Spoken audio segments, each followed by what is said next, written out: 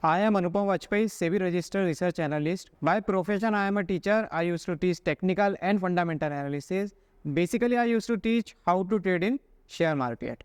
आज हम लोग बात करेंगे डॉक्टर अलेक्जेंडर एल्डर के द्वारा डेवलप किया गया एक बहुत ही बेहतरीन सिस्टम जिसको यूज़ करके हम लोग ट्रेडिंग को काफ़ी इजीली और काफ़ी सिंपली समझ सकते हैं। डॉक्टर अलेक्जेंडर एल्डर ने एक सिस्टम डेवलप करा था बेसिकली फॉर मोमेंटम ट्रेडिंग। इस पर्टिकुलर सिस्टम में इन्होंने मोमेंटम और इनर्शिया को आपस में इंटरकनेक्ट किया था।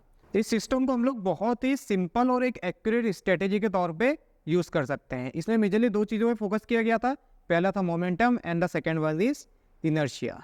जब भी मोमेंटम और इनर्शिया का डायरेक्शन सेम होता है तो ये हमको बताता है कि हम या तो बाय कर सकते हैं या तो हम लोग सेल कर सकते हैं।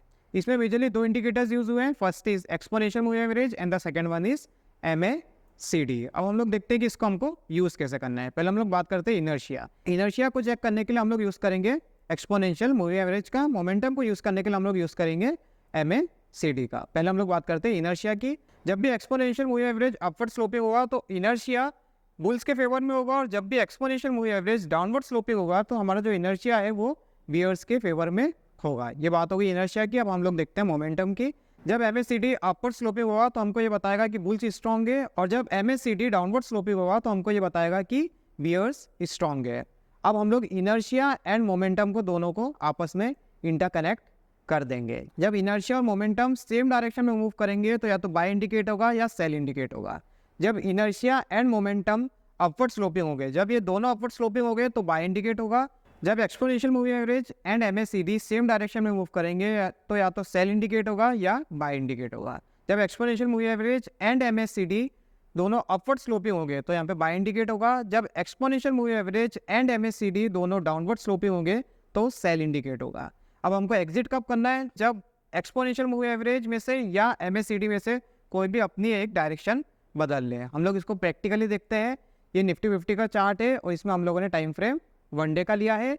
चार्ट में जो इंडिकेटर लगता है वो होता है हमारा एक्सपोनेंशियल मूविंग एवरेज, और जो हमारा MACD होता है वो बेसिकली नीचे आता है। यहाँ पे देखो जो एक्सपोनेंशियल मूविंग एवरेज है वो अपवर्ड स्लोपिंग है।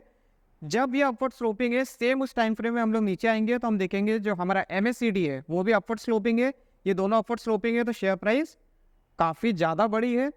हम लोग इसको एग्जिट कब करेंगे? हम लोग बेसिकली बाय इसको इस पॉइंट पे करेंगे, और हम लोग एग्जिट तब कर देंगे जब हमारा MACD बिगड़ जाएगा या आपस में इंटरसेक्ट करने लगेगा। इसको आप मल्टीपल जगह इस चीज़ को देख सकते हैं। सेम चीज़ हम लोग देख सकते हैं इसको यहाँ पे देखो, यहाँ पे अपना जो एक्सपोनेंशियल मूविंग एवरेज है वो अपवर्ड स्लोपिंग है, और जो हमारा MACD है वो भी अपवर्ड स्लोपिंग है। हम लोग एंटर करेंगे इस पॉइंट से, और हम लोग इसको एग्जिट तब करेंगे जब हमारा MACD बिगड़ने लगेगा या आपस में इंटरसेक्ट करने लगेगा। ये मेरा टाइम फ्रेम 1 डे का था। 1 डे में बेसिकली हम लोग इसको मोमेंटम के लिए करेंगे या स्विंग ट्रेड के लिए करेंगे। मैं आज खरीदूंगा तो उसको हफ्ते 10 दिन रखूंगा। यहाँ पे तो महीने भर तक की गैप मिल रही है। जैसे 19,000 था, 19,000 से जो हमारा निफ्टी 50 था वो करीब 21,000 तक गया है। मतलब वन देखे तो 2,000 पॉइंट का हमने यहाँ पे मूव कैप्चर किया है।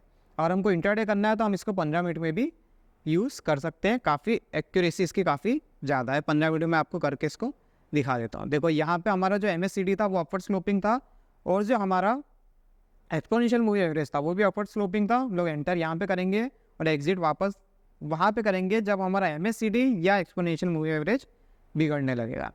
इसको और भी एक दो जगह हम देख लेते हैं। जैसे हम इसको यहाँ पे देखते हैं, यहाँ पे हमारा जो एक्सपोनेंशियल मूविंग एवरेज था वो अपवर्ड स्लोपिंग था, और जो हमारा MACD था वो भी अपवर्ड स्लोपिंग था। हम लोग यहाँ पे बाय करेंगे और यहाँ पे सेल करेंगे। इसकी सबसे अच्छी चीज़ जो मेरे को ये लगी है कि इसमें बहुत ही सही मौका मिलता है आपको एंट्री एंड एग्जिट का। इसको आप मल्टीपल टाइम फ्रेम्स में देख सकते हैं।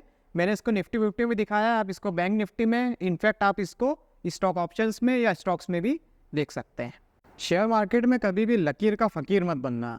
हर बंदे का मार्केट को देखने का अपना एक नज़रिया होता है, और उस नज़रिए को डेवलप करने के लिए ज़रूरी है कि पहले हम लोग सीखें, समझें, और उसके बाद में अपना एक खुद का एक व्यू क्रिएट करें शेयर मार्केट के बारे में।